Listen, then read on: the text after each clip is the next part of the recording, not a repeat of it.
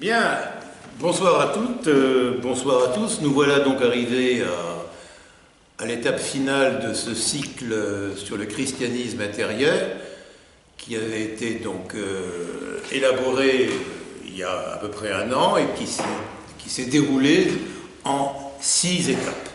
En 6 étapes, et aujourd'hui nous faisons la synthèse, la conclusion finale de ce cycle qui, sous cette forme-là, n'aura pas de suite ici au temple de Hyères.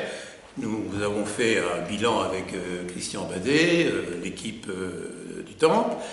Nous avons convenu que le sujet était traité sous la forme sous laquelle il avait été prévu et que maintenant il était temps d'aller vers d'autres aventures.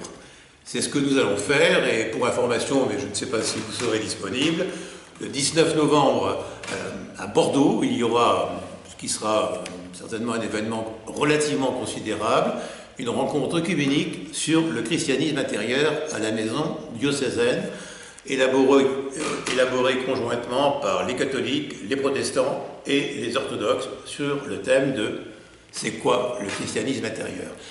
Et en mai de l'an prochain, en 2017, et là ce sera symboliquement très important, nous nous réunirons sur la tombe de quelqu'un que j'ai souvent cité, mais que je cite pour les personnes qui viennent aujourd'hui pour la première fois, qui est Jean de Bernières.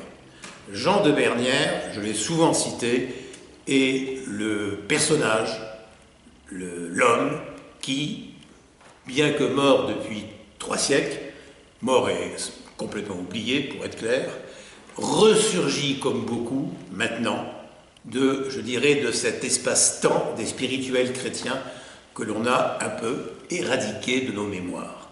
Jean de Bernières était, je l'ai dit, je le redis, le trésorier de Louis XIV, et sur la fin de ses jours, une grâce particulière l'a saisi, il a tout laissé. Il est parti à Caen et il a vécu dans une sorte de semi-érémitisme jusqu'à la fin de ses jours. Et il nous a laissé toute une série de notes que ses disciples ont rassemblées et qu'ils ont publiées au XVIIe, vers donc 1690, sous le nom de chrétien intérieur. Et c'est de là que vient ce mot chrétien intérieur, christianisme intérieur, de ce Jean de Bernières, et sur la tombe de qui nous allons nous retrouver en mai de l'an prochain. Et là, il y aura, je pense, plusieurs centaines de personnes, car l'équipe est déjà costaud. Bon, c'était pour mémoire. Donc, ce cycle sur le christianisme intérieur, nous le terminons aujourd'hui. Et comme je l'ai fait dans toutes ces prestations, je ferai un bref rappel biblique de la source même de ce mot qui, en langage biblique, n'existe pas sous le terme d'intériorité, mais sous le terme de cœur, du cœur profond. Je commencerai par là, pour ensuite faire un ternaire, à la mode orthodoxe, un ternaire, à savoir que ce christianisme intérieur, il a été pluriel dans son histoire.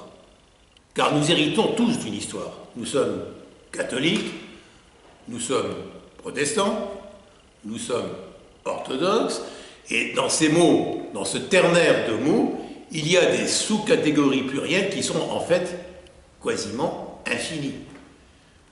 Même dans le catholicisme que l'on penserait au conditionnel pyramidal, il y a des clivages, il y a des mouvances, il y a des tendances.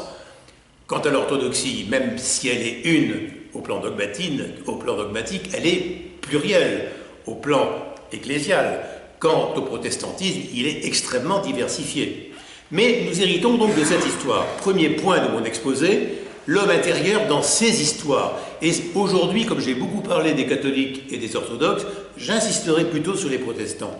Je dirais sur l'homme spirituel dans la tradition de la Réforme. En point 2, j'évoquerai ce qui est le temps 2 de l'exposé. Cet homme intérieur a une particularité qui lui est propre, c'est de renaître, d'être dans la logique, dans la suite, dans l'héritage de l'entretien de Jésus avec Nicodème. Donc le point 2 sera la nouvelle naissance liée à ce qu'est profondément l'homme intérieur. Et le point 3 sera la conclusion finale de ce cycle, à savoir, on a fait du christianisme des églises, on a fait du christianisme des histoires, beaucoup d'histoires, et aujourd'hui on découvre que peut-être c'est aussi une voie sapientielle, une voie de sagesse. Le terme n'est pas de moi, il est du père André Borelli, que certains d'entre vous connaissent peut-être, qui est un des grands théologiens orthodoxes français, malheureusement brisé par la maladie, et qui donc prêchait encore il y a peu de temps, je l'ai vu il y a moins de 2 mois. J'ai eu la grâce et la chance de m'entretenir 2 fois 3 heures avec lui, malgré cette maladie de Parkinson qui le détruit. Mais il avance ce terme en fin de vie, car il est là, que pour lui, et je reprends ce terme, le christianisme est avant tout une voie sapientielle. Et je terminerai donc mon exposé là-dessus. Donc, j'introduis cette rencontre, cette dernière rencontre, du moins dans ce lieu, j'introduis ce terme d'intériorité dans l'héritage qui est le nôtre, qui nous est commun, celui de la Bible.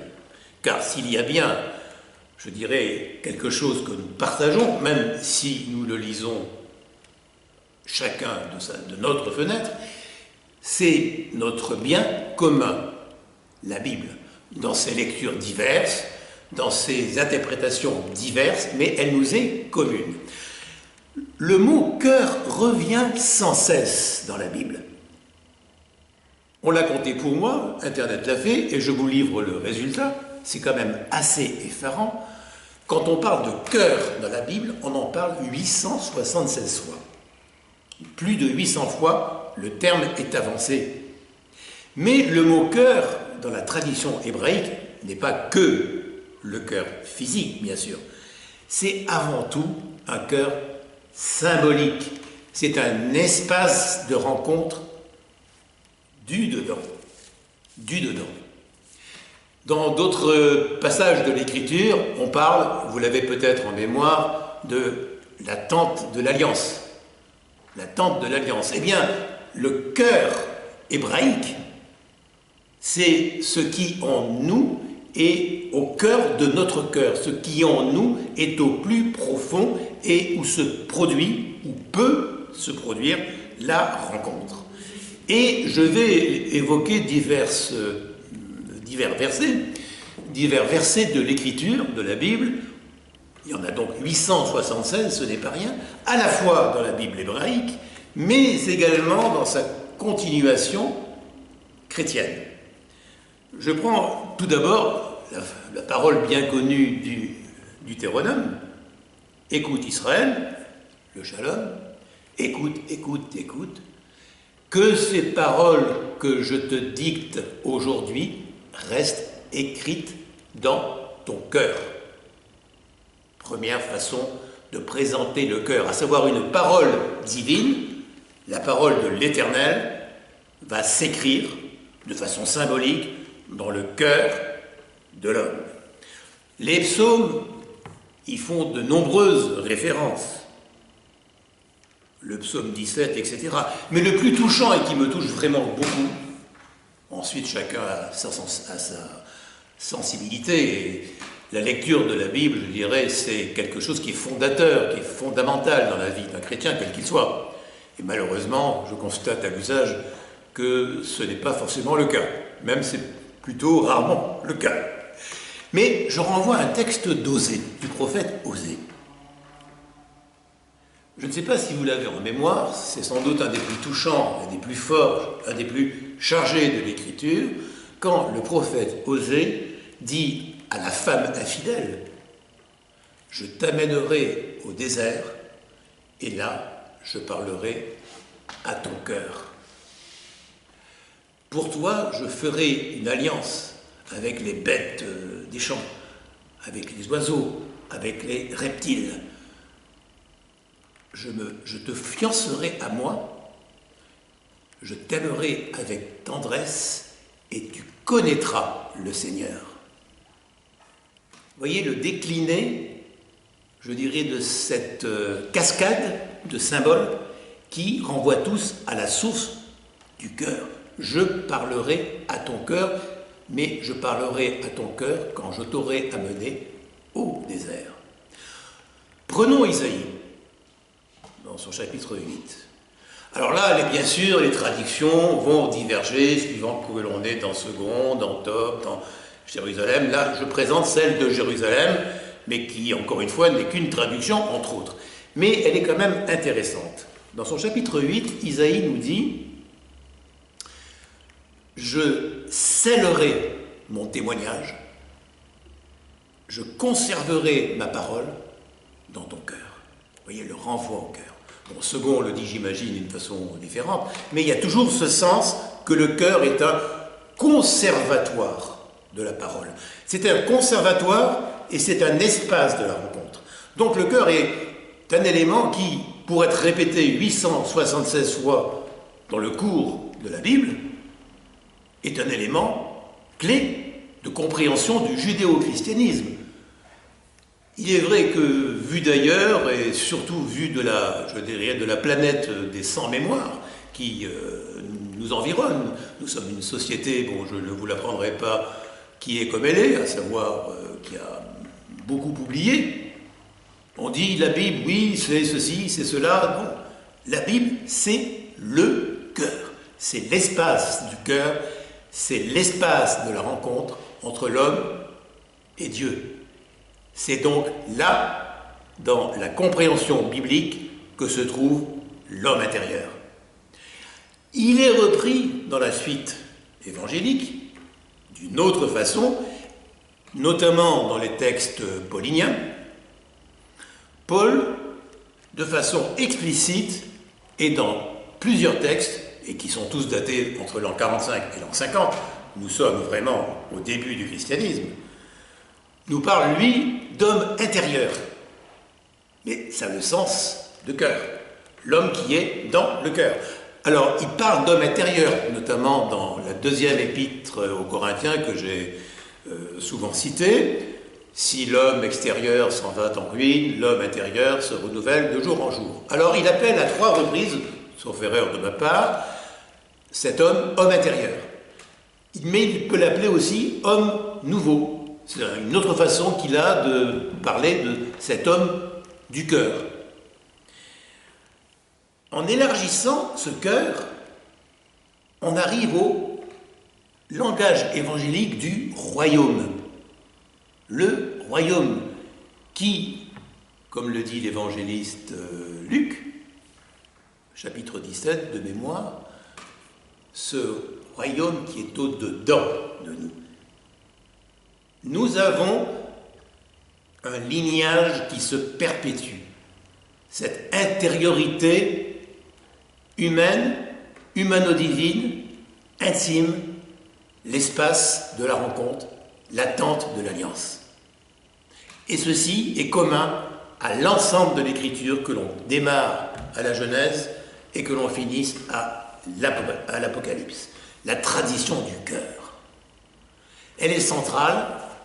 Elle est au cœur de mes propos, elle était au cœur de ce cycle, et pour nous chrétiens, elle est au cœur de notre vie.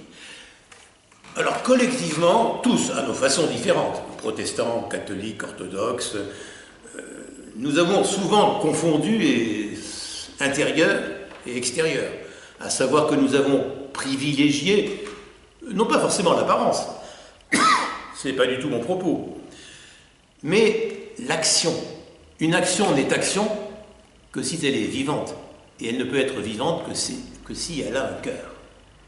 Et ce qui est peut-être en train de se passer à l'heure d'aujourd'hui, peut-être, nous verrons l'an prochain à Caen, sur la tombe donc de Jean de Bernières, nous verrons si cet espace du cœur reprend tout son sens. Car, je l'ai souvent dit dans le périple que nous avons partagé en 5 éléments antérieurs, Nous avons tous vécu des histoires différentes, mais que peut-être maintenant le temps est venu, non pas de la fin de l'histoire, je ne suis pas du tout dans un propos messianique ou eschatologique, mais dans la fin d'une histoire, à la fois d'une histoire historicisante, d'une histoire institutionnalisante et aussi d'une histoire, en langage freudien, de surmoi croisés. À savoir que les églises, ce sont aussi des surmois. Ce sont des surmois. Ce sont des territoires dogmatiques, des territoires cultuels, des territoires culturels. Et depuis 20 siècles, nous avons, je dirais, à peu près épuisé toutes les formes possibles et inimaginables de système d'église. Et je finis cette introduction qui doit s'arrêter, vu le temps limité qui m'est octroyé aujourd'hui pour des causes conjoncturelles que je n'avais pas prévues, à savoir la coupe de l'euro, qui est au cœur apparemment du monde actuel d'aujourd'hui. Donc je vais donc faire plus bref que d'habitude. Mais je reviens à ces propos prophétiques d'un théologien, historien, sociologue, philosophe protestant, que vous connaissez, je pense, que j'ai souvent cité, Jacques Ellul.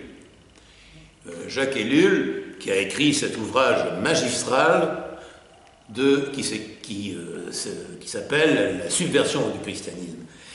Son constat est quand même très fort. Le christianisme a été subverti, mais subverti de l'intérieur, et par lui-même. Non pas par la parole de Christ, mais par les hommes qui ont fait des histoires, et des histoires historicisantes, institutionnalisantes, des surmoi collectifs. Bien sûr, ne soyons pas négatifs, ces églises aussi ont servi à quelque chose. Elles ont toutes transmis, ce qui est le rôle des églises. Elles ont été aussi des transmetteuses. Elles ont été des conservatoires, même si elles ont été conservatrices. Mais elles nous ont permis de transmettre une mémoire. Et au-delà des églises, il y a surtout, et ça c'est fondateur dans le propos que nous tenons avec toute l'équipe qui est derrière moi, parce que nous sommes une dizaine de personnes, je dirais, à tourner en France sur cette thématique du christianisme intérieur, eh bien, nous avons tous, je dirais, ce constat. Tout nous sépare et tout nous unit. Qu'est-ce qui nous unit? Et je terminerai mon introduction là-dessus.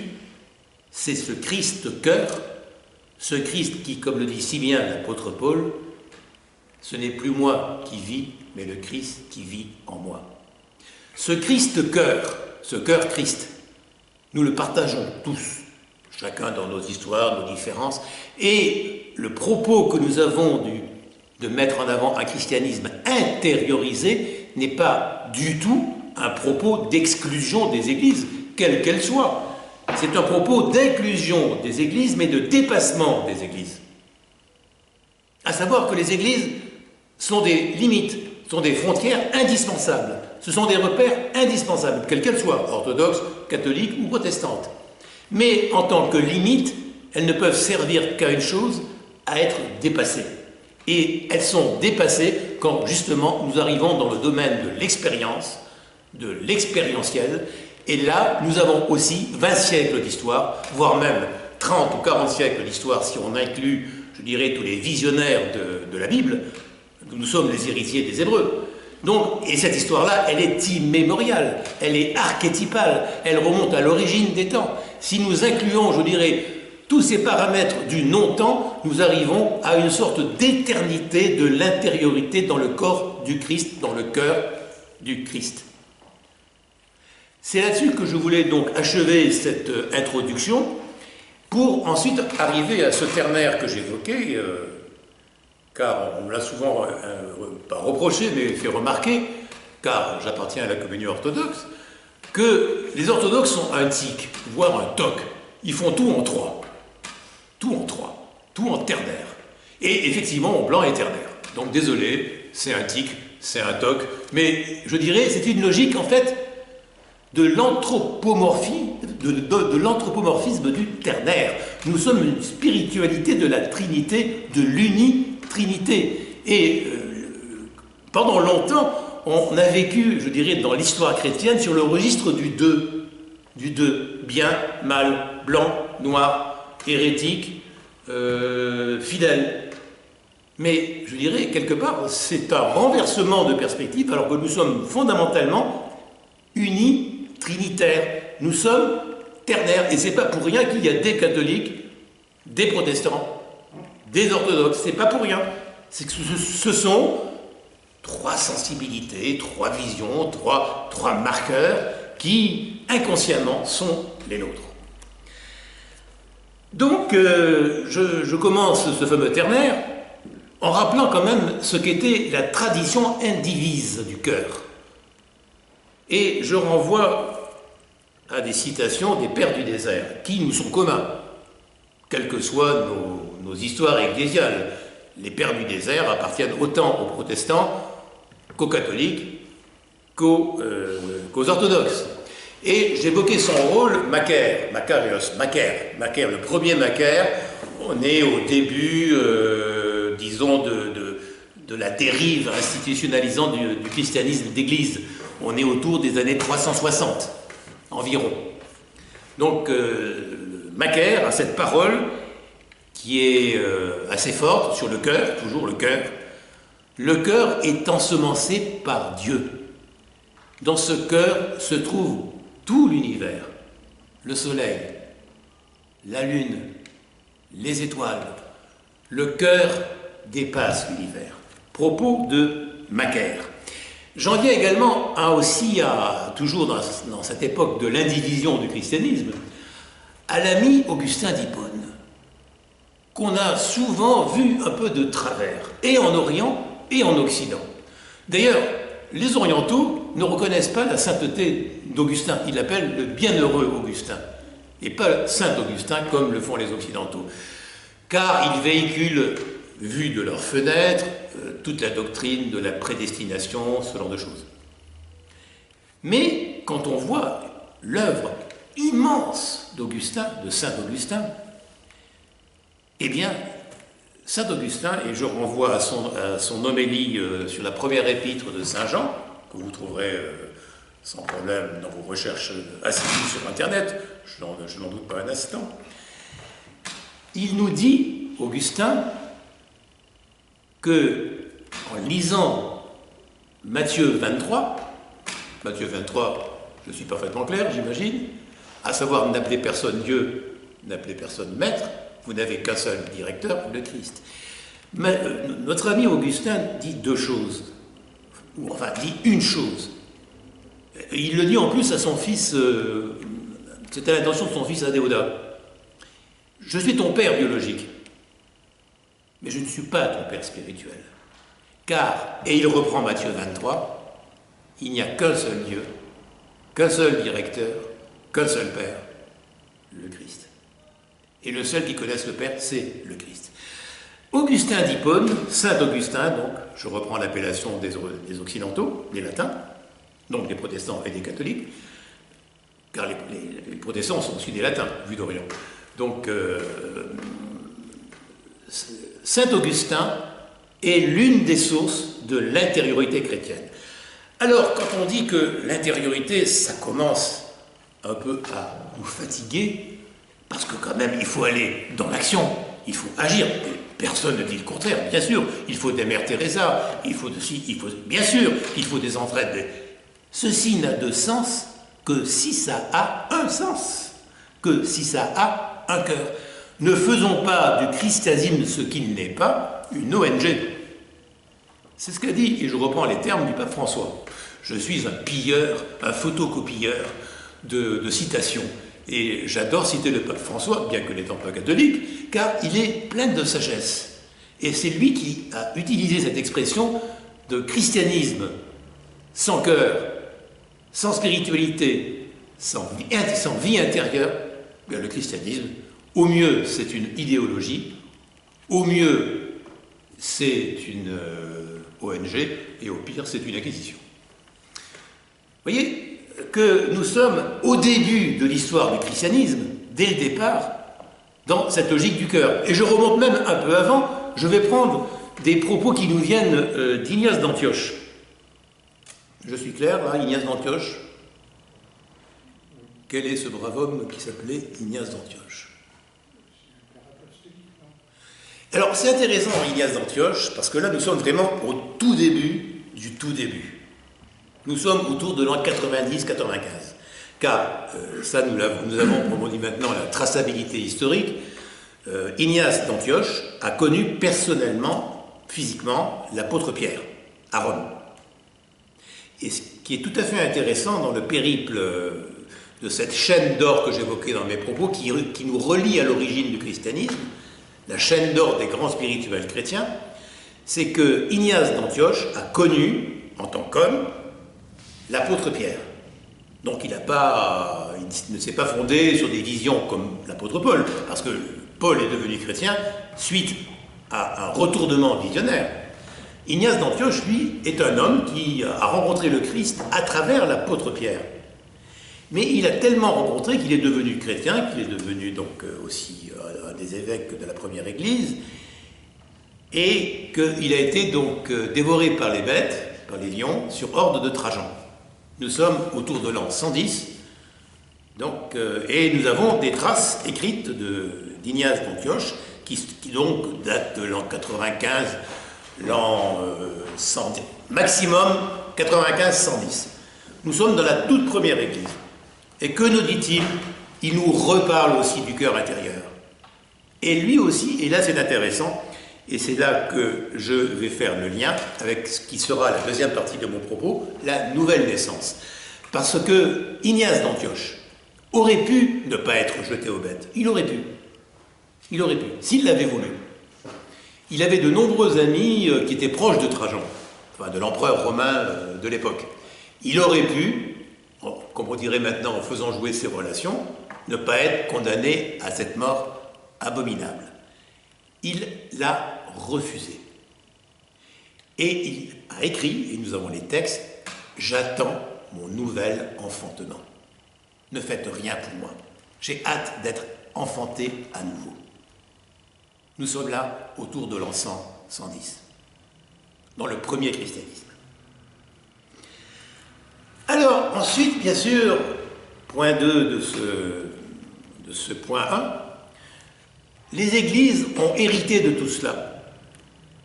J'en ai parlé, reparlé, je n'y reviendrai pas. Il y a une tradition catholique, il y a une tradition orthodoxe, il y a une tradition réformée que, un peu paradoxalement, dans ce lieu de la Réforme, qui est ce temple protestant d'hier, je n'ai pratiquement pas évoqué.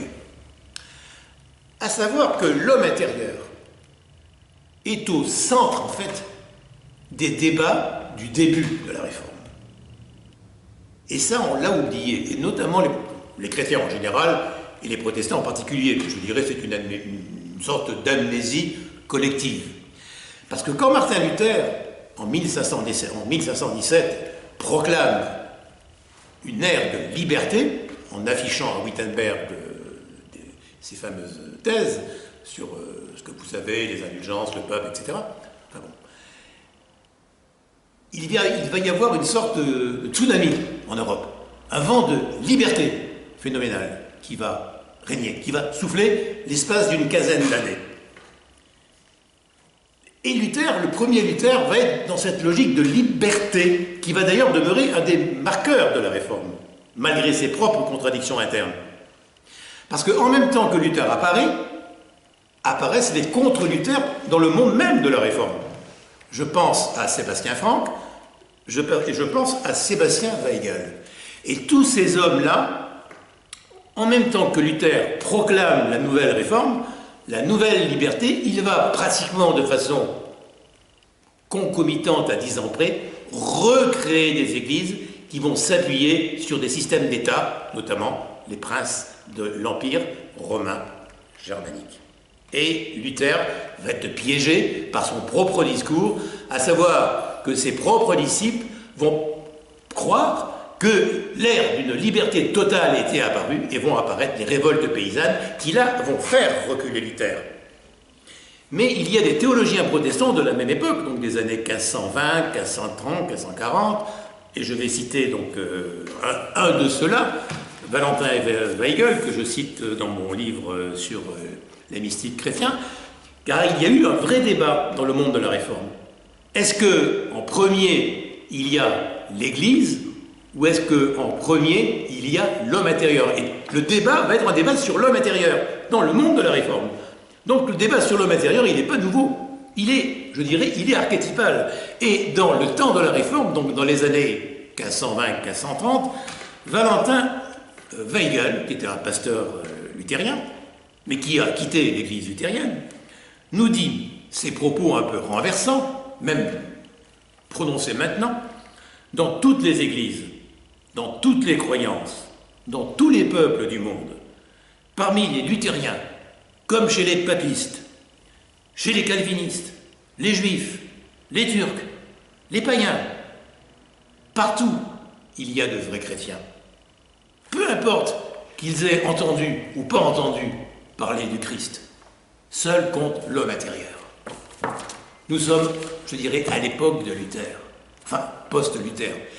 Et tout ce débat interne à la Réforme a été un débat sur l'homme intérieur qui, peu à peu, s'est estompé. Les logiques de système d'église ont pris le dessus et se sont créées des églises protestantes qui, chacune à leur façon, avaient importé une partie du modèle catholique avec des théologies nouvelles, avec des marqueurs de liberté plus grandes, mais qui étaient restés marqués par l'institutionnalisme catholique romain.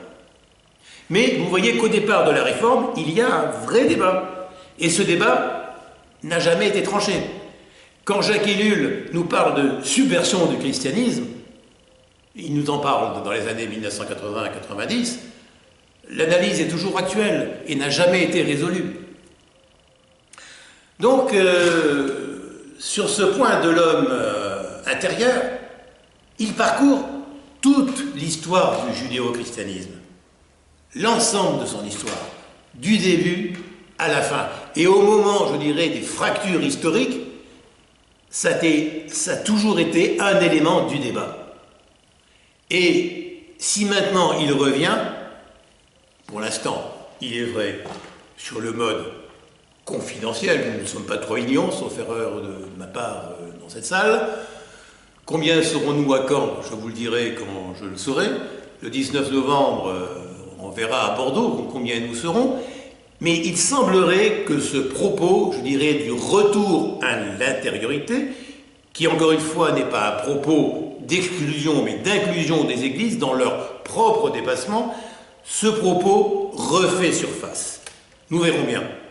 En tout cas, à titre personnel, ayant, comme nous tous, une vie biologique limitée à un temps précis, étant historien du christianisme de formation ou de déformation, je n'ai pu que constater que l'ampleur des fractures, mais aussi le continuum permanent que dans mon langage, dans notre langage, dans l'équipe que je représente, se nomme Christ intérieur, à travers un ancrage biblique, un ancrage paulinien qui est incontestable. Qu'on ne vienne pas nous dire que le christianisme est seulement ou uniquement une des modalités de l'action sociale. Certes, ça peut l'être. Bravo la Caritas, bravo le Secours catholique, bravo les entraînes protestantes, bravo SOS, je ne sais quoi. C'est très bien. Mais le Christ n'est pas venu pour ça, mon royaume n'est pas de ce monde.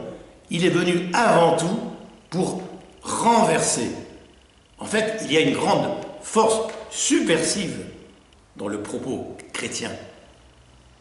Il est fondamentalement, il est dans son cœur, il est subversif pour l'ordre établi. Non pas qu'il le rejette, non pas qu'il le nie, mais il le met à côté, de côté. Il n'est pas dans son jeu. C'est pour ça qu'on disait à l'époque romaine que les chrétiens étaient athées. Tout simplement parce qu'ils ne voulaient pas rendre de culte à l'État. Parce que l'État, c'était l'empereur. Honorer l'État, c'était encenser les statuts de l'empereur. Étant en position de refus par rapport à cette demande de l'État romain d'adorer l'État, car c'était ça, les chrétiens ont dit non. Et ce qui avait occasionné les persécutions sanglantes que tout le monde connaît. Quel étrange paradoxe que l'histoire de nos églises, non pas du contre l'État, mais du non-État, soient devenues des églises d'État. C'est quand même un paradoxe historique. Et ce paradoxe est loin d'être mort. Combien d'églises d'État avons-nous dans ce monde? Je ne veux pas les citer pour ne pas les blesser. Il y en a dans le monde orthodoxe. Je ne les citerai pas, mais vous les devinerez. Et encore, il y a toutes les gradations. Il y a l'église d'État, où le prêtre est payé par l'État, par exemple par l'État grec, pour être clair. Il y a l'église d'État qui n'est pas église d'État, ce qui est en train de devenir le cas de la Russie, qui, après 100 ans, enfin 90 ans d'éradication de son christianisme, revient à une formule rampante d'église d'État, qui voit son triomphalisme s'affirmer en plein cœur de Paris avec une belle église orthodoxe à la mode de moscovite.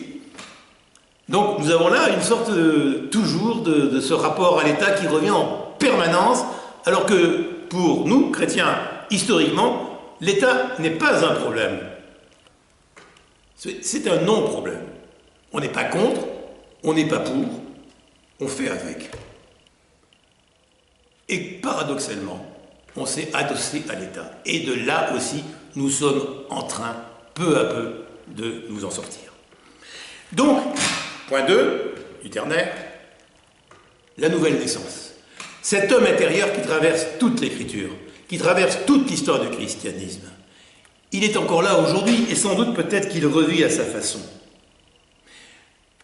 Il revit à travers nos spirituels, à travers nos fraternités, à travers la redécouverte que nous faisons de l'Écriture, de l'interprétation profonde de l'Écriture, et non pas de son interprétation littérale, fondamentaliste.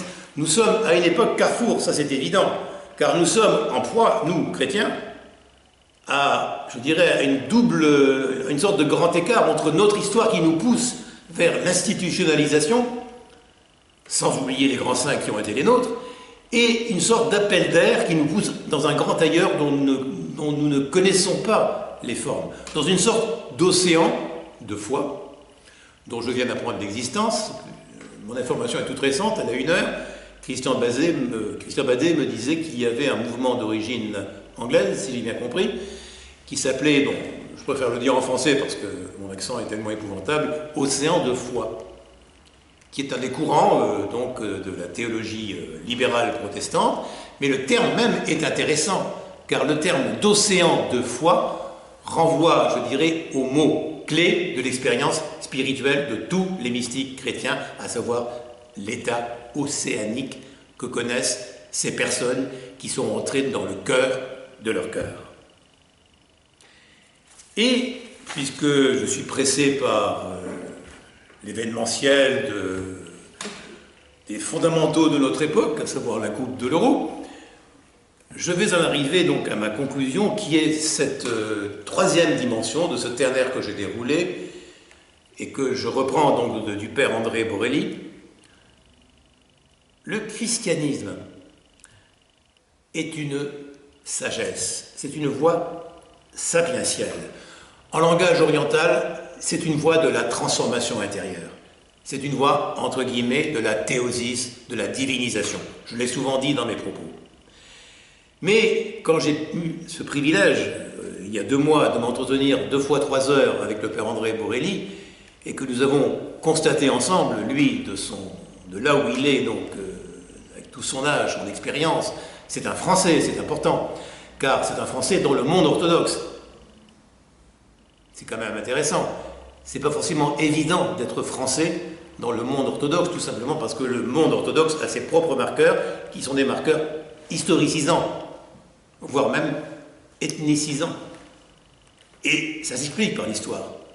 On peut l'expliquer, bien sûr, des fleuves de sang, de massacres, les Turcs, les Mongols, etc., etc.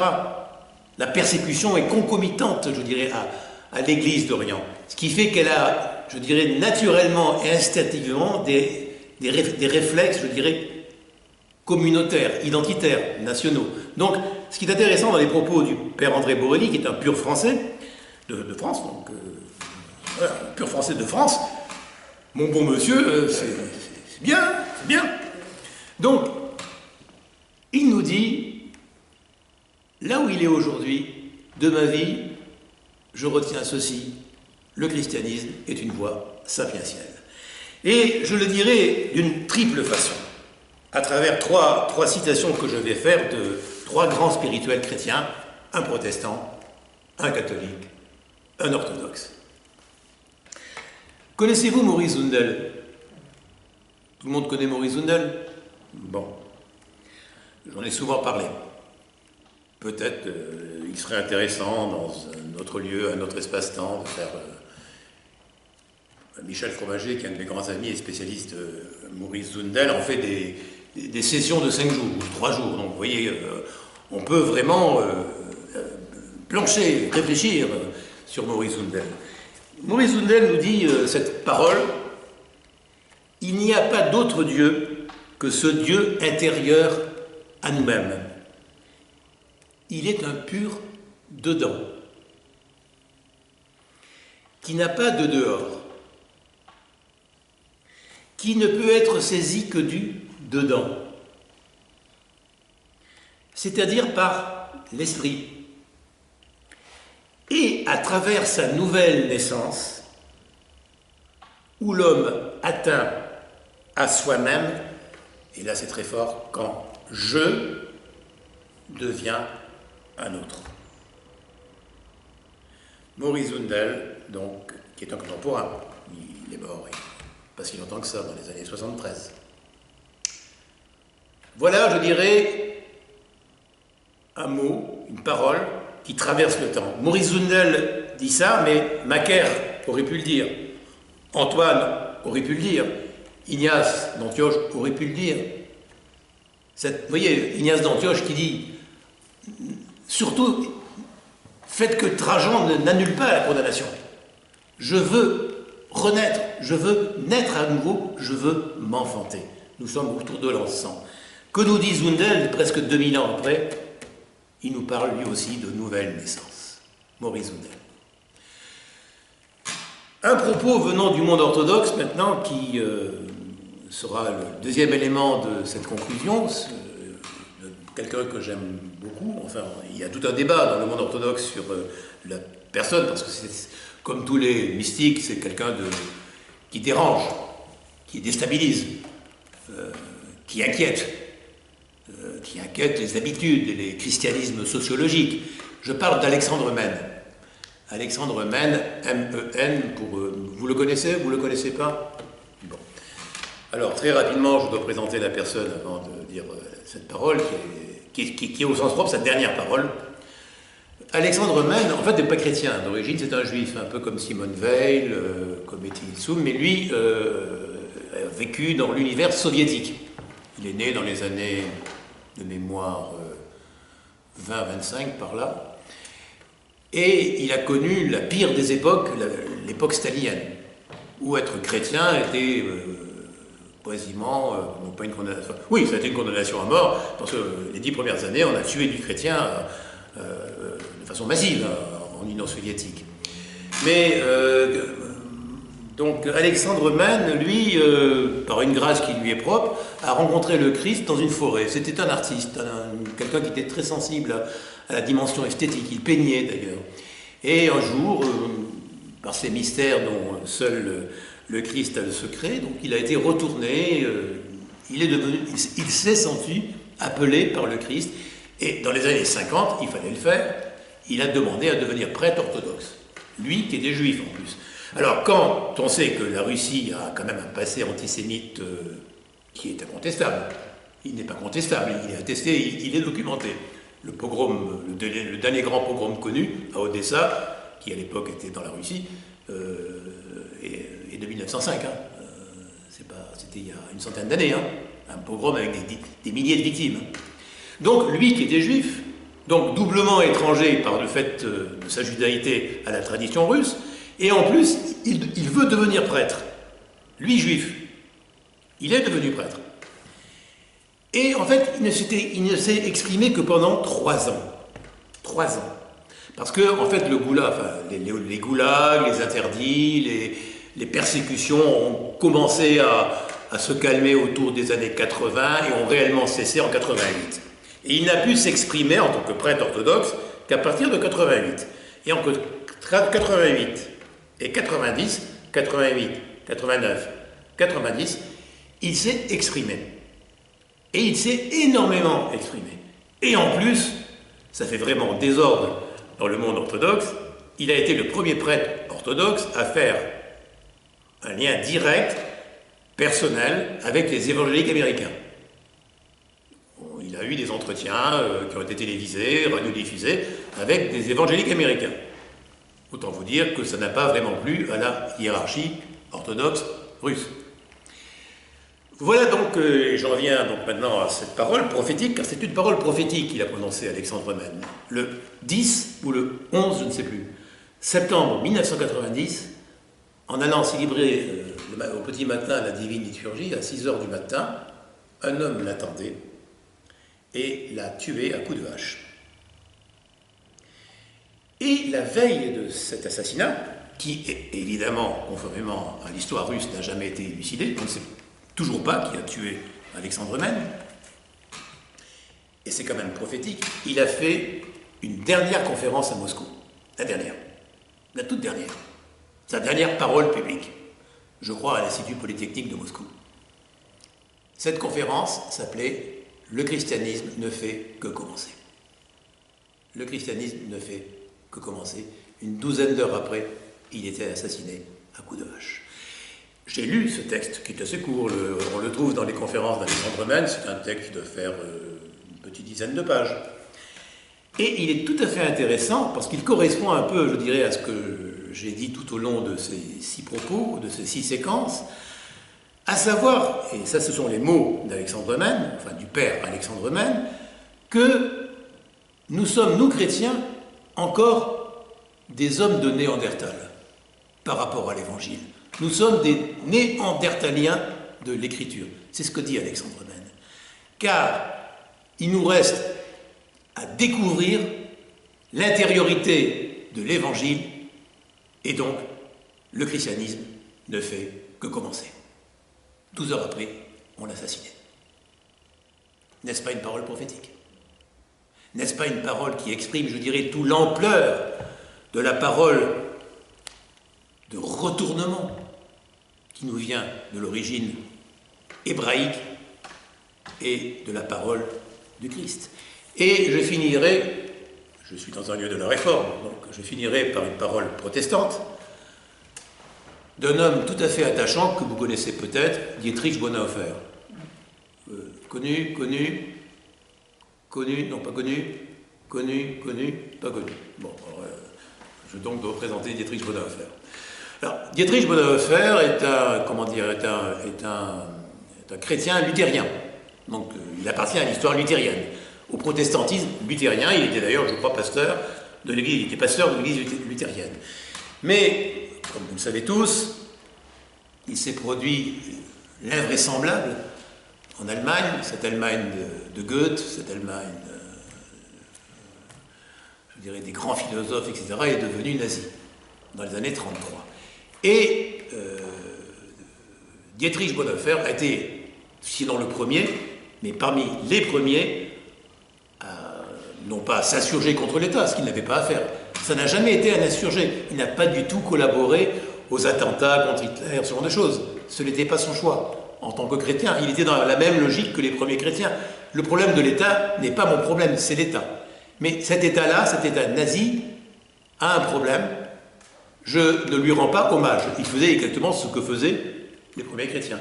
Et le protestantisme de l'époque, en Allemagne, s'est scindé en 2 courants. Il y a eu une église, parce que Hitler avait demandé à ce que tous les pasteurs d'origine juive cessent leur pastorat. Donc il y a une partie de l'église protestante qui l'a accepté. Et il y a une partie qui ne l'a pas accepté. Et lui, donc Dietrich Bonhoeffer, a refusé, il a donc appartenu à ce qu'on a appelé à l'époque l'église confessante. Il confessait sa foi.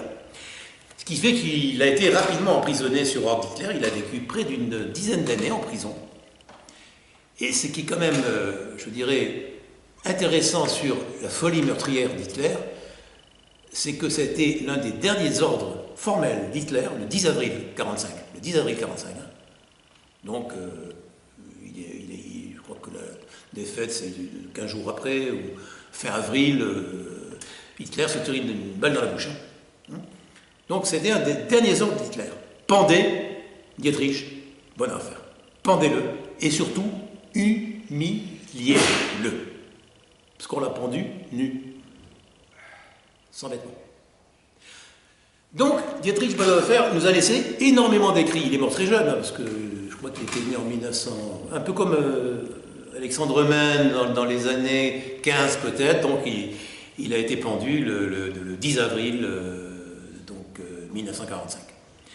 Dans ses ultimes écrits, on trouve cette parole qui a fait mouche, et qui en tout cas a fait mouche chez moi, qu'il se pourrait peut-être qu'un jour le Christ soit le Seigneur des non-croyants. Lui aussi, il avait franchi la frontière, franchi les limites. Lui aussi, comme tous ces spirituels chrétiens qui n'ont cessé de se succéder au cours des âges, avait, comme le dit si bien Macaire, était entré dans ce cœur univers où il y a un univers plus grand que l'univers. Voilà donc cette conférence terminée, ce cycle terminé. Nous nous reverrons peut-être à Bordeaux, peut-être à Caen, peut-être ailleurs. Je fais une conférence à Toulon au Relais Péresque sur une question qui va vous faire sourire. Le christianisme a-t-il un avenir? Vous connaissez, j'imagine, ma réponse. Donc, à quand vous voulez, dans un autre lieu, et c'était un plaisir pour moi que de dérouler ce périple.